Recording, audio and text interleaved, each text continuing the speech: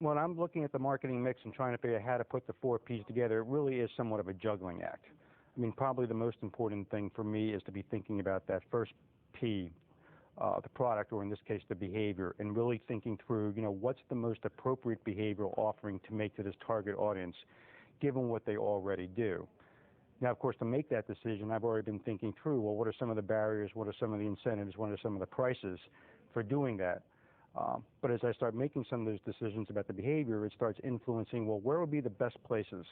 to be talking about this behavior change or giving people opportunities to try this new behavior?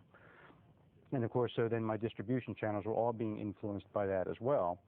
And then finally, how am I going to communicate and promote this new benefit and this new set of behaviors at these new incentives and prices at these new distribution channels, all mix up into the offering as well. And I think, as I said, you juggle back and forth to fine-tune this to get something that's going to be relevant and appealing and impactful with each target audience that you're focused on. When you're mixing up the marketing mix and trying to figure out what's most important, I think you always kind of come back to, what seems to be the most relevant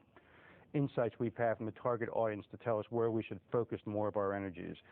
If people are telling us, for instance, that there's just so many costs or barriers associated with a new behavior, then obviously you start getting much more focused on how do we focus on that pricing element of the mix to really make it, less onerous to those folks, and also to offer them more incentives, more benefits for engaging in that behavior. For other people, it's an issue of accessibility, healthcare being just an obvious example. I use surround sound marketing as an idea, but it really is, how do we reach people not just even most effectively, but in ways that make it part of their environment, ways that they run into it, not only in the expected places, but in the unexpected places. So, for instance, research we've done on the Team Nutrition Project found that the most significant predictor of children's changing their eating behaviors was the number of channels through which they were exposed to the message or reported remembering being exposed to the message. Not necessarily the quality of the channel, and I mean by that, 6 weeks of curriculum versus seeing a Disney public service announcement, that quality of difference really didn't show up in the outcome evaluation. But the fact that you saw it through 4 channels as opposed to 3 channels predicted behavior change. I think social marketers were very creative at developing messages that touch and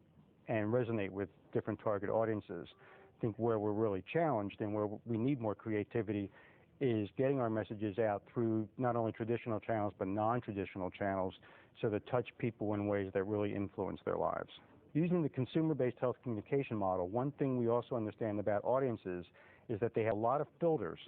out there to make sure that they're not having to attend to every single message that comes by their way.